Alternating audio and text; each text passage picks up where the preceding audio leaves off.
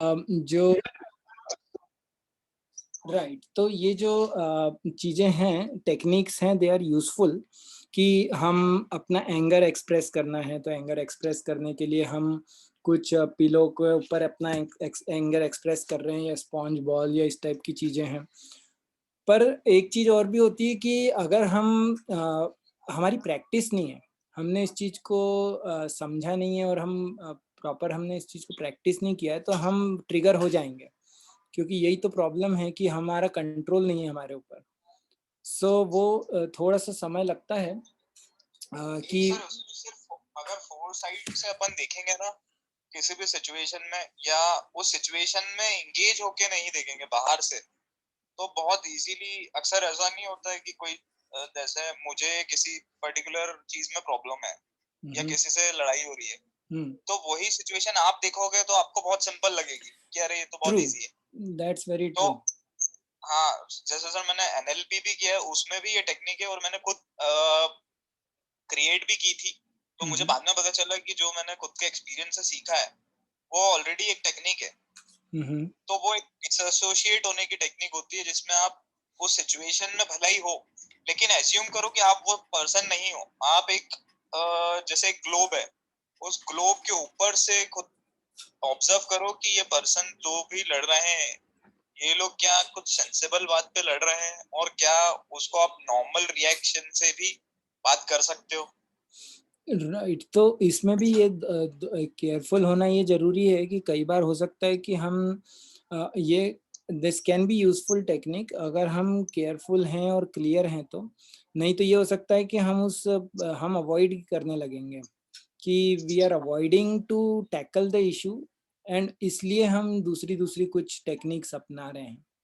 So that's a possibility but it's a possibility कि हाँ, हम ये समझे कि हाँ, दिस इज़ नॉट हम उसको पर्सनली नहीं लें, एक तो ये भी इम्पोर्टेंट है कि वी अंडरस्टैंड कि ये जो सामने वाला पर्सन जिस भी तरीके से बिहेव कर रहा है, एक्ट कर रहा है, ये उसकी पास्ट हिस्ट्री है और ये हमने जैसे अफेक्ट्स के बारे में बात करी थी, तो एक अफेक्ट्स था, एक और एक हाँ। इमोशन था।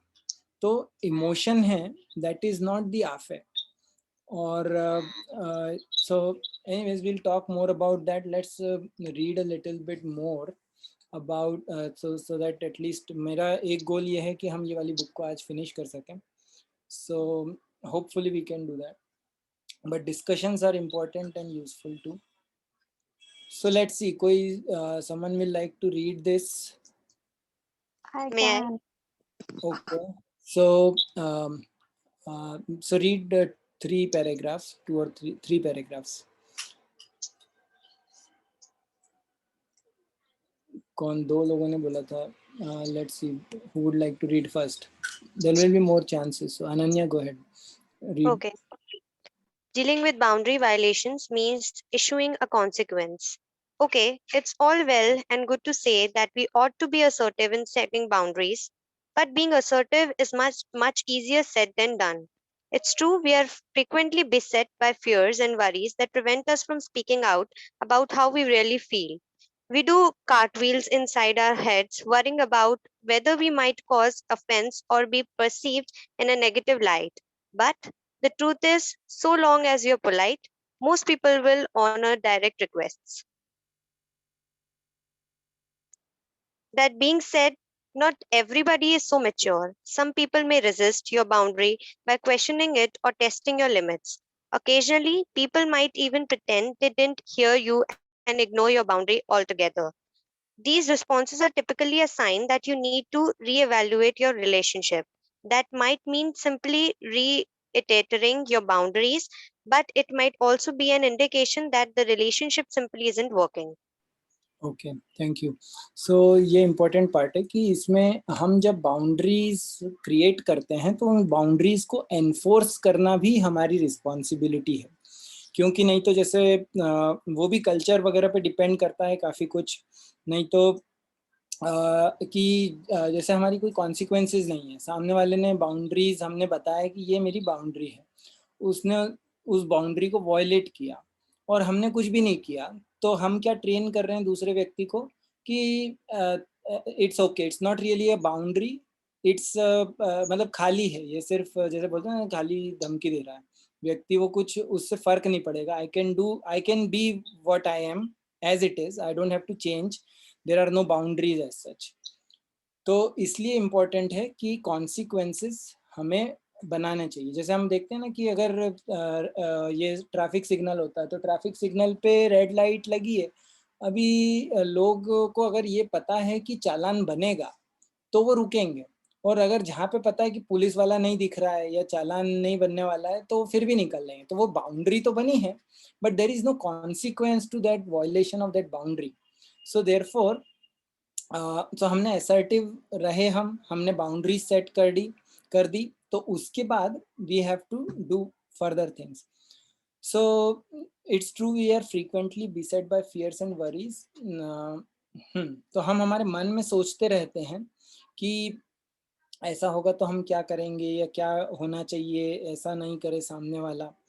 पर जब तक हम पोलाइट हैं तब तक most people will honour, sorry, so long as you are polite most, sorry ये मेरे ख्याल से इसमें कुछ गलत है, so long as you are polite most people will honour direct request. अच्छा हाँ, अगर हम पोलाइटली एक्सप्रेस कर रहे हैं तो हो सकता है कि कुछ लोग तो उस रिक्वेस्ट को ऑनर करें, जो डायरेक्ट रिक्वेस्ट कर रहे हैं कि ऐसा करो या ऐसा मत करो, तो वो उसको ऑनर करेंगे। पर कुछ लोग होंगे जो मैच्योर नहीं होंगे, और उसका कारण ये भी है क्योंकि वो लोग खुद, उनका बैकग्राउंड ऐसा है कि they are not, they have no control. तो वो सुन के भी कि भाई जैसे हमने सुना है कि भाई रेड लाइट क्रॉस नहीं करनी तो भी करेंगे, या हम मास्क पहन के बाहर निकलना है पर फिर भी बिना मास्क के बाहर निकलेंगे। तो ऐसे लोगों के लिए वो लोग क्या करेंगे, वो लोग या तो रेजिस्ट करेंगे हमारी बाउंड्री को, या तो उसको क्वेश्चन करेंगे, या हमारी लिमिट्स को टेस्ट करेंगे, और या फिर पीपल प्रिटेंड करेंगे कि उन्होंने हमारे को इग्नोर कर दिया या समझ एक्चुअली, या हमने उनको समझा ही नहीं कि हम क्या बोल रहे हैं। क्यों? क्योंकि वो करना नहीं चाहते हैं। जैसे कई बार बोलते हैं ना कि अगर कोई व्यक्ति सो रहा हो तो उसको उठाया जा सकता है, पर अगर कोई व्यक्ति सोने का नाटक कर रहा हो तो उसको नहीं उठा सकते, या उसको उठाना ज़्यादा मुश्किल है, क्योंकि वो एक्चुअली सो नहीं रहा, वो सिर्फ प्रिटेंड कर रहा है कि उसने सुना ही नहीं कि हमारी बाउंड्रीज हैं। सो उसके लिए हमें क्या करना है कि ये रिस्पॉन्सेज हैं, या तो हमको अपनी रिलेशनशिप को रीइवैल्यूएट करना है। इसका मतलब कि वो व्यक्ति हमारी बाउंड्रीज को ऑनर नहीं करना चाहता या नहीं कर सकता। दो चीज़ें हो सकती हैं, एक है कि उसकी लिमिटेशंस हैं, वो कर ही नहीं सकता, और दूसरा है कि वो करना चाहता नहीं है क्योंकि उसके कुछ फियर्स होंगे या कुछ इनसिक्योरिटीज होंगी या जो भी है।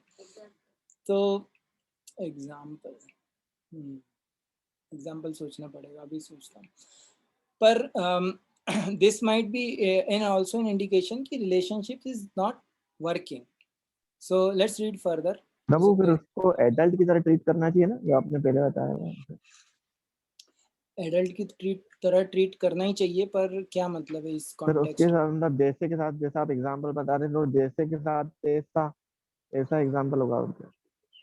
नहीं, जैसे के साथ तैसा एडल्ट की तरह मतलब ट्रीट जो करने से हमारी व्यक्ति different है। बाउंड्रीज वायलेट कर रहा है, हाँ तो फिर वही आप जो अभी जिस परिप्रेक्ष्य में आप बता रहे थे अभी, हाँ, ये मैं उसके कॉन्सिक्वेंसेस वाला कंटेक्स्ट अभी में हमने बोल रहा हूँ। सेक्शन पूरा पढ़ा नहीं है। आई थिंक हम पूरा सेक्शन अच्छा अच्छा। पढ़ेंगे तो पूरी क्लैरिटी आएगी कि या तो हम उस रिलेशनशिप को ही छोड़ दें क्योंकि वो रिलेशनशिप वर्क नहीं कर रही है, पर कुछ चीज़ों में हम कुछ और कर सकते हैं। सो उसी के लिए ये आई थिंक सेक्शन है।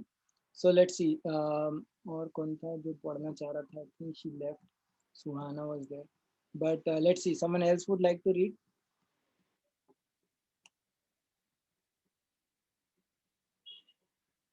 यहाँ से some infractions, let's see someone else. I can. Okay, Chandrika. All right. Some infractions on your boundaries will be minor enough that you will be able to adjust to that you will be just shrug that you will be able to just shrug them off. For example, if a drunk stranger at a party talks your ear off for half an hour about his problems, it's probably just easier to walk away than to have an intimate conversation about boundaries. But If boundary violations persist with someone for a long time, then you will need to do something about it. If left unaddressed, boundary violations will degrade the fabric of your relationship. Before taking any drastic measures, though, give someone the benefit of the doubt by restating your boundaries. For example, you could say, "We always argue when we talk about politics. Can we please stick to other topics?" Okay so यहाँ पे जैसे ये था कि अलग अलग examples दे रहे हैं कि क्या सिचुएशंस हो सकती है। एक सिचुएशन तो ये है कि कोई स्ट्रेंजर है, कोई ड्रंक व्यक्ति है, वो तुम्हारा जान खा रहा है, तो क्या किया जाए। वो कुछ चीज़ें हैं जो बोल रहे हैं कि ऐसी माइनर हैं जिसको हम इग्नोर कर सकते हैं क्योंकि वो वापस हमको नहीं मिलेगा लाइफ में, या हम जस्ट वहाँ से निकल जाएं, बजाय कि बाउंड्रीज के बारे में उस व्यक्ति से बात करें और उसको समझाएं कि ये मेरी बाउंड्रीज हैं या समथिंग। उसके बजाय इट्स ईजियर कि जस्ट हम वहाँ से चले जाएं। जैसे कि इट्स नॉट रियली ओवर, क्या बोल सकते हैं कि it's not escaping, but it's just being intelligent, being prudent. दूसरा है कि अगर बाउंड्री वायलेशंस परसिस्ट करते हैं लॉन्ग समय, बार बार व्यक्ति को आपने एक्सप्रेस कर दिया फिर भी, तो क्या होगा, वो बाउंड्री वायलेशंस ये हमारे जो रिलेशनशिप को खराब करेंगे। तो उसके लिए फिर एक और चीज बोल रहे हैं कि ड्रास्टिक मेजर कोई सा लेने के पहले आप सामने वाले को बेनिफिट ऑफ डाउट दें ताकि आप आपकी बाउंड्रीज बता सकें। उन्होंने एग्जांपल दिया कि जब पॉलिटिक्स के बारे में हम बात करते हैं, हम ऐसा बोल सकते हैं सामने वाले को कि जब भी हम पॉलिटिक्स के बारे में बात करते हैं तो हम फाइट करते हैं क्योंकि आपके और हमारे व्यूज अलग हैं। तो क्या हम दूसरी चीज़ों के बारे में बात कर सकते हैं, बजाय कि हम ये बोलें कि अब मैं आज के बाद तुमसे बात ही नहीं करूँगा। That's a drastic measure. उसके पहले हम ये बोल सकते हैं कि okay, this is my boundary. क्या इसको can we talk about something else. फिर अब उसके बाद आ रहा है कि अगर वो भी वर्क नहीं करता है, means we are restating our boundaries, then what we can do. Okay, so here we are reading.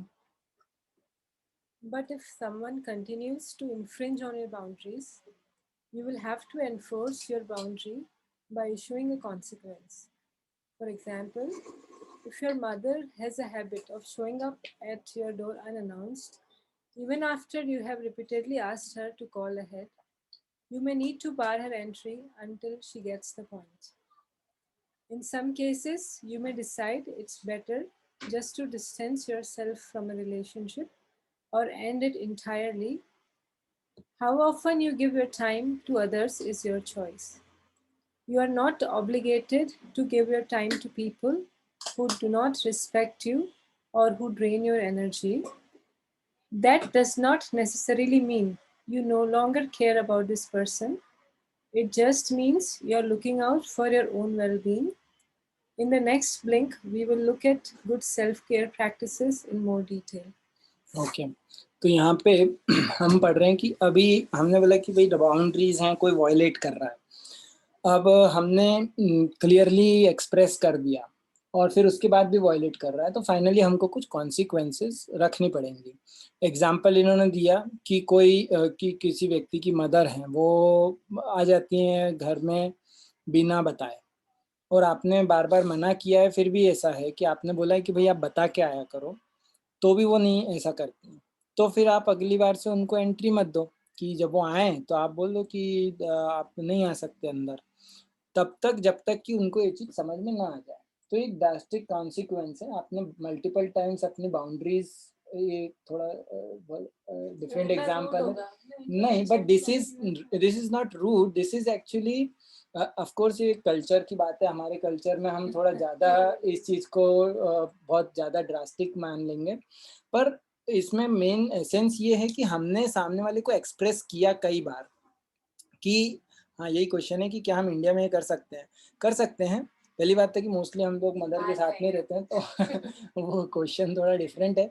पर हाँ, जो एसेंस हमको सारग्रही बनना है, सारग्रही मतलब हमको एसेंस समझना है, स्पेसिफिक एग्जाम्पल को की बाल की खाल नहीं निकालनी है, कि हमने दूसरे पर्सन को मल्टीपल टाइम्स अपनी बाउंड्रीज क्लियर कर दी, पर वो उसको वॉयलेट कर रहा है बार बार और उसको नहीं ऑनर कर रहा है, तो फिर हमको कुछ ऐसा कॉन्सिक्वेंस रखना पड़ेगा जिससे कि हम अपने आप को प्रोटेक्ट कर सकें। वो क्या बोल रहे हैं आगे, ये भी इम्पोर्टेंट है कि हम डिसाइड कर सकते हैं कि उस पर्टिकुलर रिलेशनशिप में हमको कितना डिस्टेंस रखना है या उसको एंड कर देना है, क्योंकि सामने वाला हमारी बाउंड्रीज को ऑनर ही नहीं कर रहा है। हम कितना समय किसको देते हैं ये हमारी चॉइस है। जैसे हम आज बात कर रहे थे, इसके पहले एक और सेशन था स्कूल में, तो कि we always have a choice and what we do with our life is our choice. उसका दूसरों पे इम्पैक्ट होता है, उसका जो they have to deal with their emotions, but ये हम दूसरों को, you are not obligated to give your time to people. जो लोग हमारी बाउंड्रीज को रिस्पेक्ट नहीं कर रहे, जो हमारी एनर्जी को ड्रेन कर रहे हैं या हमको रिस्पेक्ट नहीं कर रहे हैं, उन लोगों को समय देना वो हमारा ऑब्लिगेशन नहीं है। प्रॉब्लम ये है कि इंडिया में हम लोगों को ये सिखाया जाता है कि नहीं, सामने वाला कुछ भी करे तुमको तो पोलाइट ही रहना है, तुमको कुछ नहीं बोलना। हम उसको वर्च्यू समझते हैं, but that virtue is actually killing people. So that's not a virtue, it's a cultural thing. पर उसको कहीं ना कहीं वहाँ पे बाउंड्रीज होना जरूरी है। बाउंड्रीज इन द सेंस कि उसकी लिमिट्स होना जरूरी है। अगर आपको कोई हर्ट कर रहा है बार बार या अब्यूज कर रहा है या कुछ भी है, और आप उसको नहीं अपने ये ड्रॉ नहीं कर पा रहे हैं लिमिट्स, या उसको नहीं मना कर पा रहे हैं, तो that's not acceptable, that's going to hurt you. और ये आगे बहुत इंपॉर्टेंट चीज बोल रहे हैं कि दैट डजंट नेसेसरली मीन कि हम उस पर्सन के बारे में केयर नहीं करते। अगर मान लो कि हम उससे रिलेशनशिप से हमने डिस्टेंस बनाया या एंड किया या समथिंग, तो उसका ये मतलब है कि I am also considering my self important. ये मेरी वेलबींग के लिए इम्पोर्टेंट है, इसलिए कर रहा हूँ। ये गुड सेल्फ केयर वाली प्रैक्टिसेस ये नेक्स्ट इसमें आ रही हैं सेक्शन में। सो लेट्स रीड अबाउट दैट। मेरा एक क्वेश्चन है। जैसे यहाँ पर लिखा है, you may decide it's better just to distance yourself from a relationship or end it entirely. तो पेरेंट्स के केस में नहीं हो सकता है ना? हाँ, तो पर डिस्टेंस हो सकता है। रिलेशनशिप देखिए, जो बायोलॉजिकल रिलेशनशिप्स हैं वो हम a fact is a fact. मेरे जो पेरेंट हैं वो मेरे पेरेंट ही रहेंगे, भले ही मैं उसको एक्सेप्ट करूं या नहीं करूं। वो मैरिज के केस में? मैरिज के केस में हो सकता है। हमें डिस्टेंस कितना रखना है वो हमारे ऊपर। हाँ, मेहनत बहुत लगेगी, पर जैसे जो फैक्ट है वो फैक्ट है। जैसे कई बार पेरेंट्स के लिए बोलते हैं, स्पेशली पेरेंट्स की बात करें या ब्रदर सिस्टर की बात करें, कई बार पेरेंट्स तो ठीक है, ब्रदर सिस्टर्स के साथ ही बहुत झगड़े होते रहते हैं। तो अब अगर मेरी सिस्टर या मेरे ब्रदर के साथ झगड़ा हो गया, तो मैं ये नहीं बोल सकता कि तू मेरा भाई नहीं है। मतलब बोल सकता हूँ, but that doesn't mean anything. A fact is a fact. वो बायोलॉजिकल मेरा ब्रदर है या मेरी सिस्टर है, तो वो तो हमेशा ही रहेगी, वेदर आई एक्सेप्ट इट और नॉट एक्सेप्ट इट। हाँ, मैं ये डिसाइड कर सकता हूँ। मेरी टीचर ने भी बताया था एक बार कि उनका एक ब्रदर था, वो इसी टाइप का कुछ वो था, तो उन्होंने बोला कि भाई मैं इससे बात नहीं करूँगी, या हम सिर्फ हॉलीडे में मिलेंगे। जब हम हॉलीडे में फैमिली गेट टुगेदर होता है तब मिलेंगे, बाकी उसके अलावा मैं ज़्यादा इंटरेक्ट नहीं करूँगी क्योंकि वो मुझे ड्रेन करता है। So we can have our boundaries. That right everyone has. अगर ऐसे हस्बैंड वाइफ के केस में मतलब जैसे मुझे क्वेश्चन था, I mean, I don't want to start a couple thing here, but just I was thinking कि क्योंकि वो मतलब बायोलॉजिकल रिलेशनशिप नहीं है, इसीलिए हम उसको एंड कर सकते हैं। Is that what you want to say? कोई सी भी रिलेशनशिप हो, बायोलॉजिकल हो या कल्चरल हो या कोई सी भी हो, किस रिलेशनशिप में हम कितना इन्वॉल्व होना चाहते हैं या क्या हमारा स्पेस होनी चाहिए या डिस्टेंस होना चाहिए, दैट चॉइस वी ऑलवेज है। जो रिलेशनशिप है वो एक अलग फैक्ट है, और उसमें कितना डिस्टेंस है जो हम मेंटेन करना चाहते हैं, वो चॉइस हमारे पास हमेशा है। So whether it's parents or spouse or whoever, resolution का कोई स्कोप नहीं होता। वो हो सकता है। It depends on the details of the dynamics. आगे healthy boundaries. Healthy boundaries are also about having a good relationship with yourself. One of the main reasons we avoid setting boundaries is that we misunderstand what they are. We imagine that boundaries are about distancing ourselves emotionally from a person, and that genuine relationships are about selfless giving. Women especially have been told that to be a good wife or a good mother means selflessly giving yourself up for the benefit of someone else. But there's a reason why housewives and mothers frequently end up burned out, demotivated, and even depressed. Anybody can see that giving yourself entirely to others is counterproductive. How can someone be expected to help others if they don't have any energy or time or joy for themselves? It's not possible to pour from an empty cup. So while we think of boundaries as being mainly about how other people behave to us, this is only one side of the equation. Boundaries are also essential in how we treat ourselves. If you want to help others, a portion of your energy must go toward good self-care. Okay ये बहुत important है और मेरा favourite topic भी है कि हमारी जो हेल्दी बाउंड्रीज हैं उसका मतलब है कि हम तभी हेल्दी बाउंड्रीज सेट कर सकते हैं जब हमारी रिलेशनशिप खुद के साथ बहुत क्लियर हो, अच्छी हो। तो ये एग्जाम्पल दे रहे हैं कि हम यूजुअली बाउंड्रीज सेट करना अवॉइड करते हैं। उसका कारण है कि हमको ये समझ नहीं होती कि बाउंड्री का मतलब क्या होता है। बाउंड्रीज से हमको लगता है कि distancing ourselves emotionally from a person, कि बाउंड्री का मतलब कि भाई हमको इमोशनली डिस्टेंस करना है दूसरे व्यक्ति से। और जेन्युइन रिलेशनशिप का मतलब होता है सेल्फलेस गिविंग। तो हम देखते भी हैं कि उस चीज़ को बहुत अप्रिशिएट किया जाता है कि ये व्यक्ति तो सेल्फलेस सर्विस कर रहा है, दूसरे की सेवा करता रहता है, इसको कोई व्यक्ति कुछ भी करे, हर्ट करे, अब्यूज करे, पर ये सेवा ही करता रहता है। तो इस चीज़ को बहुत अप्रिशिएट किया जाता है। और एग्जाम्पल वुमेन का दिया जा रहा है क्योंकि यूजुअली उनको सिखाया जाता है अपने, स्पेशली इंडियन कल्चर में ज़्यादा ही, कि आप अगर अच्छी वाइफ या अच्छी मदर हो इसका मतलब कि आपको दूसरों के लिए सेल्फलेसली काम करना है। पर साथ ही साथ ये फैक्ट है कि मोस्टली उसी कारण से, क्योंकि वो दूसरों के ऊपर ज़्यादा ध्यान देते हैं बजाय अपने, तो इसलिए वो उनको ही ज़्यादा डिप्रेशन या बर्नड आउट हो जाते हैं, मतलब कि वो ज़्यादा फ्रस्ट्रेटेड हो जाते हैं अपनी लाइफ से, डिमोटिवेटेड हो जाते हैं। ऐसा होता है और लोगों को पता भी नहीं चलता क्योंकि वो एक्सप्रेस नहीं करते हैं, तो उनको लगता है कि इनका जीवन बढ़िया चल रहा है। So mostly this is because they don't express and but that's a fact. एक case study doctor Vivek Bindra ने करी थी। उन्होंने हॉर्लिक्स का एग्जांपल दिया था कि हॉर्लिक्स की एक पर्टिकुलर ब्रांड है फॉर विमेन, तो ये यूएस और सब जगह बहुत चलती थी।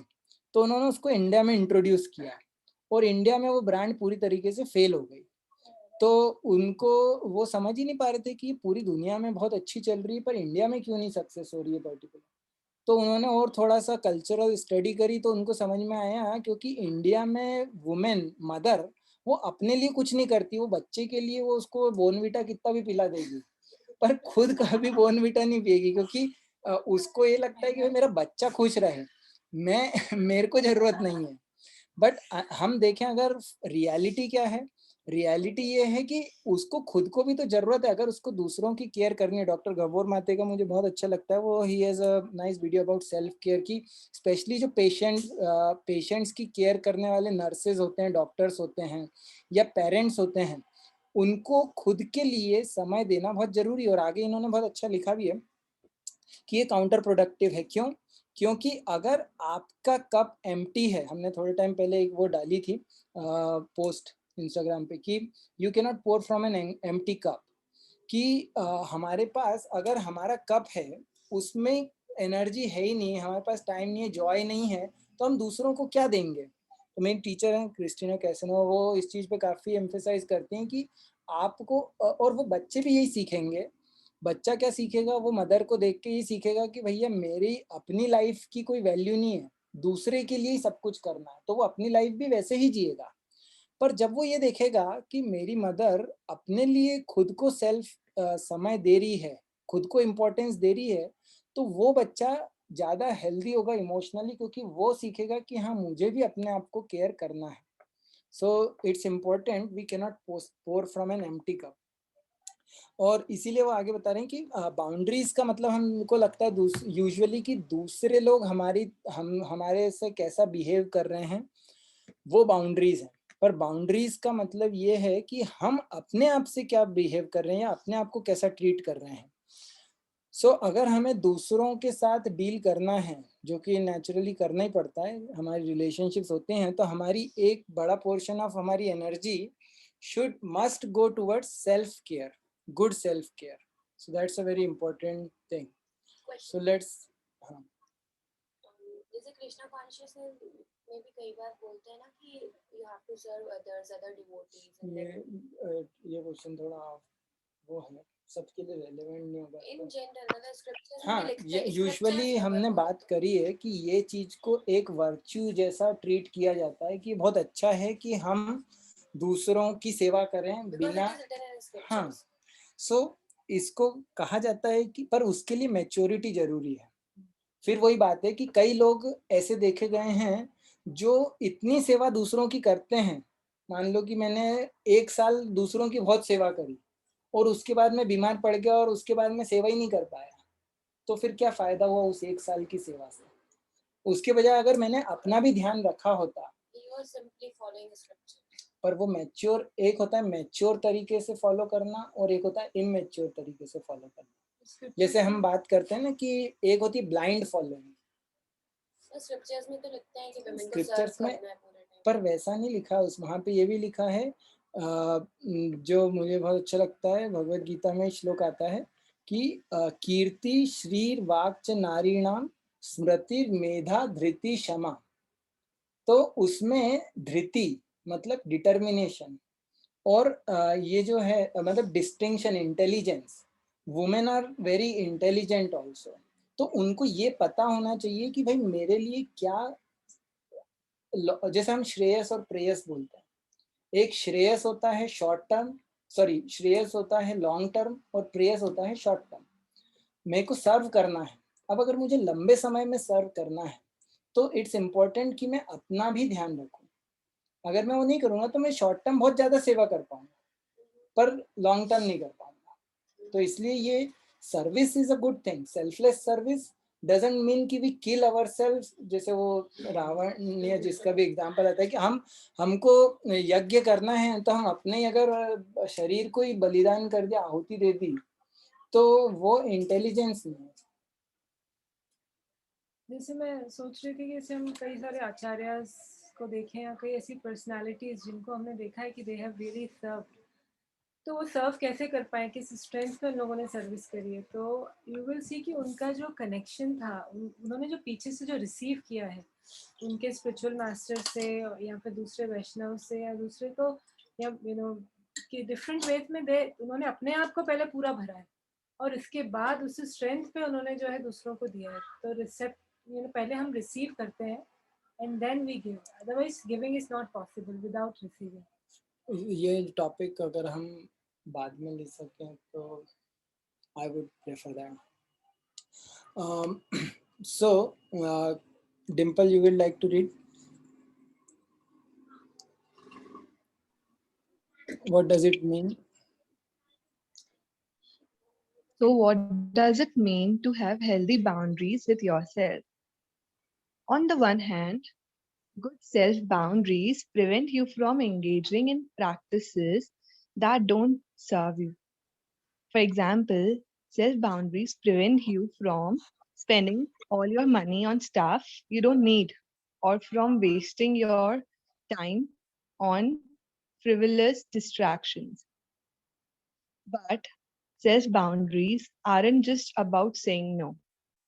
They are also about saying yes to yourself by treating yourself with respect and self-care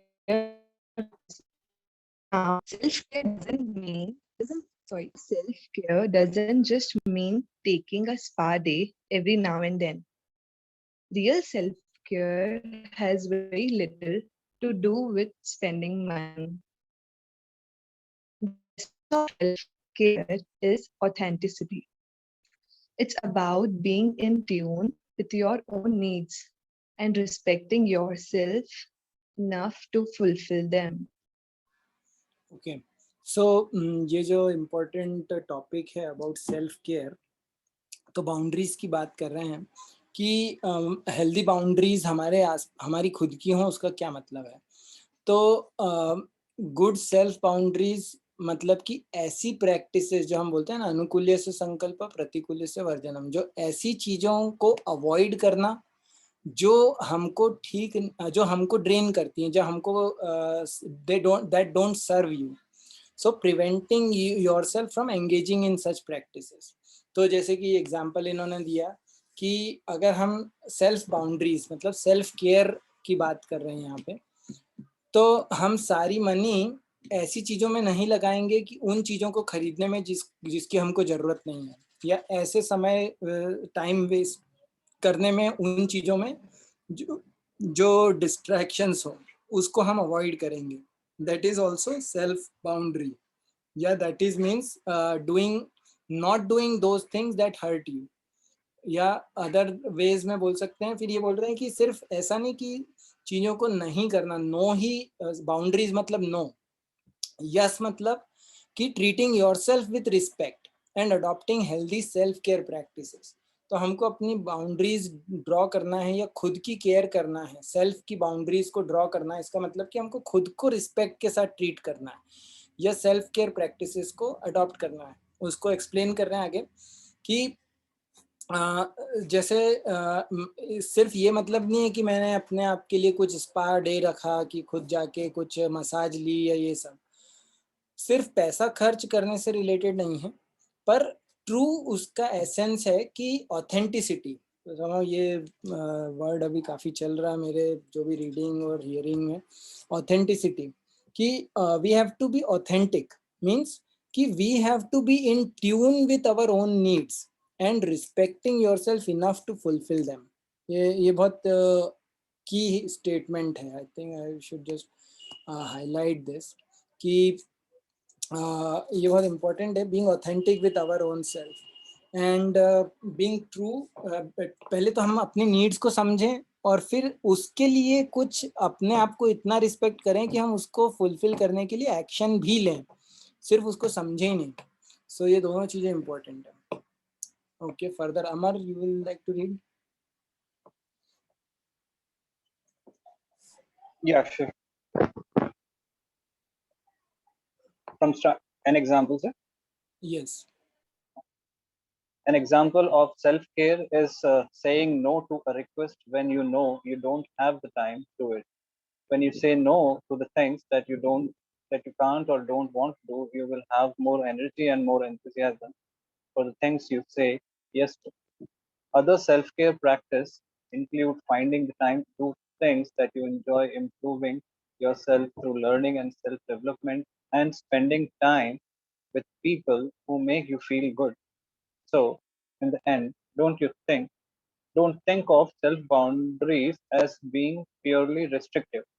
Think about them as helping you positively to feel good, live according to your values, and enjoy healthy relationships with others. Okay, thank you. So ये important है self care का मतलब कि अगर जैसे किसी ने हमको कुछ बोला काम करने को, हमने उसको नो बोला, जो नेचुरली अनन्या जैसे बोला कि it's hard to do, it's not easy, क्योंकि हमको उसकी आदत नहीं है, पर हमको धीरे धीरे सीखना पड़ेगा। और हम नो क्यों बोल रहे हैं? क्योंकि हमारे पास उस चीज को करने का समय नहीं है। और अगर हम उसको नो बोलेंगे, जो कि चीजें हम या तो करना नहीं चाहते या हम कर नहीं सकते, तो हमारे पास ज्यादा एनर्जी और उत्साह रहेगा वो चीजें करने के लिए जो हम करना चाहते हैं। So that is the key thing कि वी वैल्यू अवर सेल्फ्स। जो दूसरी सेल्फ केयर प्रैक्टिसेस हैं वो बहुत अच्छी हैं, आई really like all these things and इसको प्रमोट भी करता हूँ मैं कि ऐसी चीजें करना जिसमें जो आप एंजॉय करते हो। जैसे मेरी हॉबी है गार्डनिंग करना है कुछ, तो समय निकाल के थोड़ा भी समय उसको दे दो तो अच्छा लगता है कि that nourishes you instead of doing only those things that drain you. कुछ चीजें होती है जैसे स्टूडेंट्स के लिए होता है कि पढ़ाई करना अच्छा नहीं लगता पर करनी पड़ती है, तो या तो हम उसको ना करें, और अगर वो ऑप्शन नहीं है तो हम ये कर सकते हैं कि ठीक है मैं उसको कर रहा हूँ क्योंकि वो मेरी ड्यूटी है या मेरे पास वो मुझे करना जरूरी है। आई अंडरस्टैंड कि I have to do this, पर मैं दूसरी चीजें कर रहा हूँ जो मेरे लिए ज्यादा इम्पोर्टेंट है, जो मुझे नरिश करती हैं, ताकि उससे मैं स्ट्रेंथ ले सकूं और फिर मैं वो चीजें भी कर सकूं जो मुझे बहुत ज्यादा पसंद नहीं है। एक्चुअली एक मैंने याद करने की कोशिश कर रहा हूँ, अभी एकदम से रिकॉल नहीं हो रहा है। रॉबर्ट फ्रिट्ज करके एक हैं जिनका कोर्स मैंने पूरा अटेंड किया था, या पूरा नहीं अटेंड किया था, थोड़ा सा अटेंड किया था। He talks a lot about creating your life, that we are the predominating creating force in our life. So he talks about this also कि कई बार कुछ चीजें होती है जो हमारी प्राइमरी गोल्स होते हैं, कुछ सेकेंडरी होते हैं। तो हम कई बार सेकेंडरी गोल्स को छोड़ देते हैं, क्यों? क्योंकि हमको प्राइमरी गोल्स ज्यादा इंपॉर्टेंट हैं इसलिए। सो एग्जैक्ट फ्रेजेस मुझे अभी याद नहीं है, but those are important things. Ananya, you have something to say? Yes, so I have one question. जैसे आपने बोला कि हम उस जैसे जो काम हम नहीं कर सकते और नहीं करना चाहते, तो हम उसको नो बोल के तो हमारे पास ज्यादा एनर्जी बचेगी उस काम के लिए जो हम एक्चुअली करना चाहते हैं, जिससे हमें खुशी मिलती है। अब इसका ही एक एग्जांपल है, जैसे अब मेरी सिस्टर है, उसने मुझे बोला कि चलो दीदी खेलते हैं। अब मुझे नहीं करना, मुझे नहीं खेलना उसके साथ। अब एट द सेम टाइम अगर मैं उसको नो बोल दूँ और मुझे डांसिंग करना अच्छा लगता है, एट द सेम टाइम मैं डांस करना स्टार्ट कर दूँ, तो फिर एक तरीके से ना टॉन्ट करते हैं सब कि अभी इसके पास खेलने के लिए तो टाइम नहीं था और डांस करने के लिए टाइम आ गया। तो उस चीज़ को कैसे हम नेग्लेक्ट करें, क्या करें ऐसे लोगों के साथ? ऐसे लोगों को कुछ नहीं कर सकते। ऐसे लोगों को एक चीज तो हमको ये समझना पड़ेगा कि हम दूसरों को कंट्रोल या चेंज नहीं कर सकते। We can only control our environment in the sense कि व्हाट इज आवर रिएक्शन। हम ये कर सकते हैं कि we can find some creative ways. एक ये चीज टर्म शायद आपने पहले नहीं सुनी होगी, पर बाकी लोगों ने सुनी है, कि we can find creative ways to for problems जब आती हैं तो उसके क्रिएटिव वेज ढूंढ सकते हैं। कि आपने अपनी मान लो कि अपनी सिस्टर को साथ में लेके डांस कर रहे हैं, आपकी सिस्टर को एंगेज करा किसी और चीज में, या और भी बहुत सारी चीजें हो सकती हैं जो मैं सब चीजें नहीं सोच सकता, you know your situation better. पर हाँ, लोग हमेशा कुछ ना कुछ बोलेंगे। you have to be ready कि you can communicate to them कि this is what I feel is more nourishing to me and I need time for this too। और हो सकता है कि आप ये बोलें कि अच्छा ठीक है, मेरे पास 1 घंटा है, मैं 1 घंटा उसके साथ नहीं खेल सकती, पर मैं 45 मिनट्स डांस करूंगी, मैं 15 मिनट उसके साथ खेल सकती हूँ, या something like that. So there are many many different ways you can deal with a situation. हमको थोड़ा out of the box thinking करनी पड़ेगी। and but we don't have to just do things because others want us to do them, क्योंकि then we will not be happy और हम frustrated रहेंगे। और फिर क्या होता है कि एक ये रिसेंटमेंट वर्ड सुना होगा, रिसेंटमेंट क्रिएट हो जाता है। और वो जो रिसेंटमेंट है वो बहुत घातक है, क्योंकि वो it just it drains you. so it's better to not go in those situations, yeah, learn to deal with those situations। तो हम ये पढ़ रहे थे, sorry will see more later, पर तो हम ये पढ़ रहे थे कि अगर जो दूसरी सेल्फ केयर प्रैक्टिसेस हैं उसमें हमने कुछ अपना ऐसी चीजें करने की कोशिश करी जिनको हम एंजॉय करते हैं, या हम अपने सेल्फ डेवलपमेंट और लर्निंग में कुछ समय हमने दिया, या हम ऐसे लोगों के साथ समय स्पेंड कर रहे हैं जो हमको अच्छा फील कराते हैं, जो हमको नरिश करते हैं, एनलाइवन करते हैं, ऐसे लोगों के साथ में हम टाइम स्पेंड करें जो हमको समझते हों। जैसे हमने बोला ना कि being with the people where you can be yourself, जहाँ पे आपको एक फेक लाइफ नहीं जीनी है आपको। So we have to, first of all we have to have those people in life, create those kind of people or that kind of environment and spend time with that those kind of people। और दूसरा ये and में बोल रहे हैं कि self boundaries का मतलब ये नहीं कि सिर्फ रिस्ट्रिक्टिव ही हैं, जो चीज़ें हमको think about them as helping you positively to feel good, live according to your values and enjoy healthy relationships with others, ऐसी चीज़ों में जो सपोर्ट करें वो चीज़ें सेल्फ बाउंड्रीज हैं, या वो चीज़ें सेल्फ केयर का प्रैक्टिस है। Actually word self healthy boundaries use कर रहे हैं। The word they are using is healthy boundaries are also about having a good relationship with yourself, या self boundaries। But I think कि जो more appropriate word है वो है self care, which includes drawing boundaries, which includes a lot of things। Okay, so let's see, अभी लग रहा है कि बहुत सारा सेक्शंस रिमेनिंग हैं इस बुक के, so I don't think we can finish everything today, which is okay, क्योंकि हमारा गोल सिर्फ बुक्स को ख़त्म करना नहीं। I really like this book, it's very useful. और so we will stop here. Let's see if there is any other final discussion or questions, क्योंकि इसमें बहुत सारी यूजफुल चीज़ें हैं जो हम नेक्स्ट टाइम देन डिस्कस करेंगे। It's already more than an hour. So any questions, comments जो हमने आज डिस्कस किया उसमें से? यस अनन्या। सर मेरा क्वेश्चन ये था कि अभी हमने ऊपर जो भी पढ़ा इसमें एक टर्म आपने यूज किया था कि जो चॉइसेस होती हैं वो हमारी लाइफ में हमारे हैंड में होती है कि हमें किस तरीके से क्या हमारी लाइफ की डायरेक्शन होनी चाहिए, ये हमारे हाथ में है। बट कभी कभी होता है, जैसे मैं 11th स्टैंडर्ड में हूँ अभी, तो ऑब्वियसली मैं अपने पेरेंट्स पे डिपेंडेंट हूँ। बट वो डिपेंडेंसी कहीं ना कहीं बहुत ज्यादा हो जाती है। मतलब कभी कभी पेरेंट्स प्रोटेक्टिव होते हैं अपने बच्चों को लेके, बट कभी कभी वो बहुत ज्यादा ओवर प्रोटेक्टिव हो जाते हैं कि वो हमें डिसीजंस नहीं लेने देते, हमारी लाइफ अपने लाइफ के डिसीजंस हमारे ऊपर थोपते हैं। तो इस चीज को हम कैसे ओवरकम करें? या इट्स अ स्टैंडर्ड प्रॉब्लम, जो कि क्योंकि एक्चुअली सिर्फ ऐसा ही नहीं, पेरेंट्स की बात नहीं है, कई बार अन्य लोग भी होते हैं। तो वो पेरेंट्स नहीं हो पर एल्डर्स हो सकते हैं हमारे घर में, तो वो लोग हम उनको लगता है कि वो हमारे भले के लिए काम कर रहे हैं, पर होता ये है कि they really are not putting effort to understand us.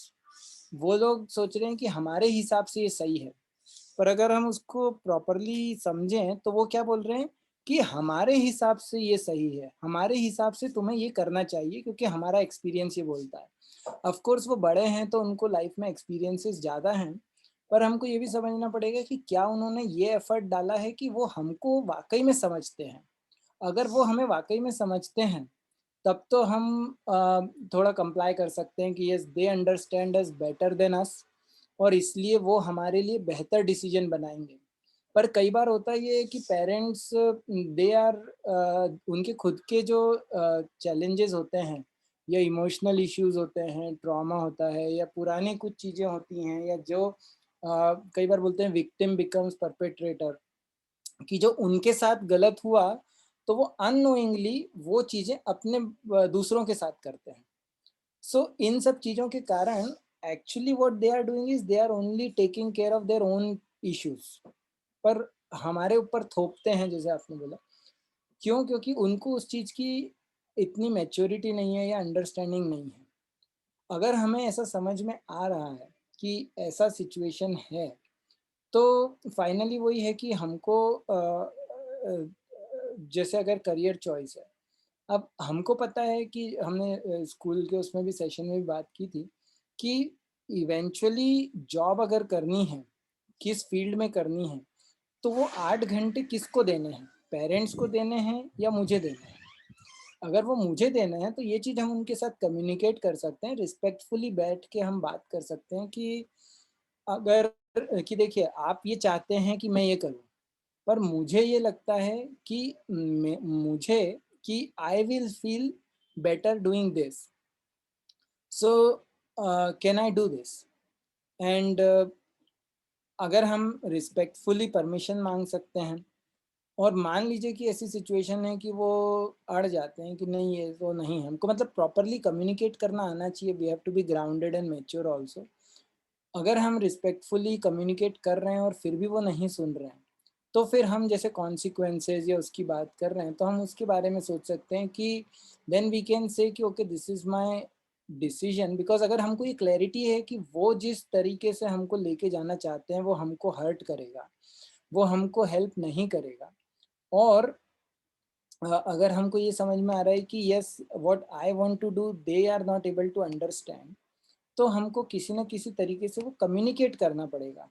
It's not necessarily we have to persuade them. Sometimes drawing boundaries means we have to clearly communicate that this is what I will do, and please कि मतलब हम ये उनसे request कर सकते हैं कि this is my need, these are my feelings. तो हम जैसे ये नॉन वायलेंट कम्युनिकेशन में पढ़ते हैं मार्शल रोजनबर्ग के, तो ही टीचेस इट कि हम कम्युनिकेट करें कि दिस इज माय ऑब्जर्वेशन और ये मेरी फीलिंग है, ये मेरी नीड्स हैं, and this is a request. So there are 4 parts to a non-violent communication: observation, feeling, need and request. तो हम उस तरीके से कम्युनिकेट करें और फिर उनको जब अगर वो मैच्योर होंगे इनफ तो वो उस चीज़ को समझ जाएंगे अगर हम कई बार कम्युनिकेट करेंगे तो. और अगर फिर भी नहीं समझ रहे हैं तो इसका ये मतलब है कि वो समझना नहीं चाहते हैं. और अगर वो समझना नहीं चाहते हैं तो अगर हम कंप्लाई करेंगे तो नुकसान तो हमारा ही है. तो उससे बेटर है कि we find ways where we can say कि this is what I am going to do, whether you permit or not permit, you approve or not approve. अब ये आपने बोला कि ये भी इम्पोर्टेंट है कि हम उनके ऊपर क्योंकि फाइनेंशियली डिपेंडेंट हैं या ये सिचुएशंस हैं, तो ये थोड़ी सी ट्रिकी सिचुएशंस हैं. इसका एक कॉमन आंसर नहीं हो सकता, जनरल आंसर, क्योंकि हर सिचुएशन हर व्यक्ति के बैकग्राउंड और उस सब पे डिपेंड करता है. But yes, there are things maybe we comply temporarily and then eventually we do what we want to do. कि हो सकता है कि भाई मैंने अभी तो कुछ कर लिया उनके हिसाब से और फिर बाद में मैंने अपने हिसाब से अपना करियर चेंज कर लिया, क्योंकि nothing is irreversible as such. So yeah, if they can understand after discussions where you are clear. हमारी क्लैरिटी बहुत इंपॉर्टेंट है कि हम क्लियर हैं, क्योंकि यूजुअली होता है कि हम जब हमको क्लैरिटी नहीं रहती और हम किसी बात के लिए हम बातचीत करते हैं तो हम कन्वे नहीं कर पाते कि हम क्या चाहते हैं. अगर वो हमें क्लियर हो तो और हम कम्युनिकेट कर रहे हैं तो कोई भी जो समझदार व्यक्ति होगा वो समझ जाएगा. So and our conviction is also important और हमारा कमिटमेंट इम्पॉर्टेंट है कि हमारे को वो अगर क्लैरिटी है so then we can communicate properly. So nice questions, Ananya. You can, yes. So maybe if you have any other questions we can talk later. It's 3:30, so we will have to stop now. You can send me your number if you are okay. We can communicate. I can add you to the group, जो एक हमारा WhatsApp group है जिसमें हम कोई भी good morning good evening नहीं, only positive nice messages which help us या रिक्लेम योरसेल्फ के अनाउंसमेंट्स होते हैं या उस टाइप की चीज़ें करते हैं. सो इफ़ यू, या I can write my number.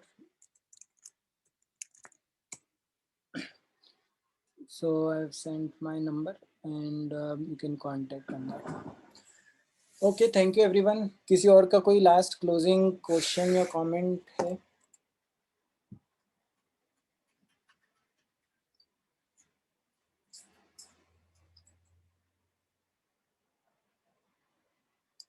Okay, so thank you very much. Let's meet next week. I'm happy ये book अच्छी है. I really like it. So I'll see if I can make a small video about this and post it on YouTube. Hopefully I'll get some time. And thank you all for joining and your encouragement. See you next week. Bye. Thank you so Bye. much.